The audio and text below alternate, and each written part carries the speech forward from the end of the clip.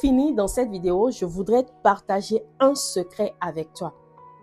Dans le livre d'Ecclésiaste, il est dit « Celui qui observe le vent ne sèmera point, et celui qui regarde les nuages ne moissonnera point. Dès le matin, sème ta semence, et le soir, ne laisse pas reposer ta main. » Dans le livre de Genèse, aujourd'hui nous avons beaucoup lu, dans le livre de Genèse 12, le verset 7, il est écrit « L'Éternel apparut à Abraham. L'Éternel apparut à Abraham et dit, « Je donnerai ce pays à ta postérité. » Et Abraham bâtit là un autel à l'Éternel qui lui était apparu. Oui, mes amis, quand on s'attend à Dieu pour un miracle, à ce qu'il accomplisse une promesse dans notre vie, à ce qu'il accomplisse une parole qu'il nous a donnée, on ne reste juste pas passif. On applique la loi qui dit « donnez et il vous sera donné ». Soyez des semeurs de paix, soyez des semeurs de joie, soyez des semeurs d'amour autour de vous.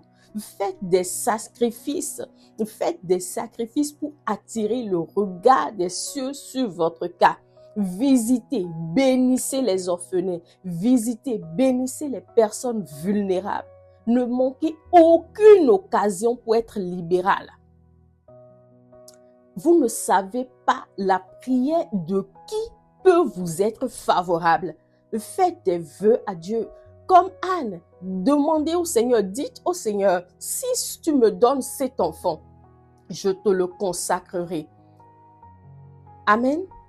Faites des sacrifices pour dire à Dieu que vous croyez et que vous vous attendez à lui. Tel que nous l'avons lu dans l'Ancien Testament, lorsque des enfants d'Israël recevaient ne serait-ce qu'une promesse, ne serait-ce qu'une parole de l'Éternel, ils bâtissaient un autel. Ils mettaient quelque chose, ils faisaient un sacrifice. Ils n'attendaient pas de voir le miracle avant de le faire, mais ils faisaient le sacrifice d'abord.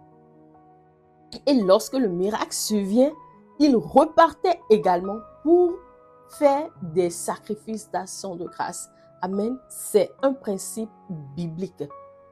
Et je vous invite à réfléchir dans ce sens. Si vous comprenez que le monde spirituel a des codes, vous vivrez de grandes victoires.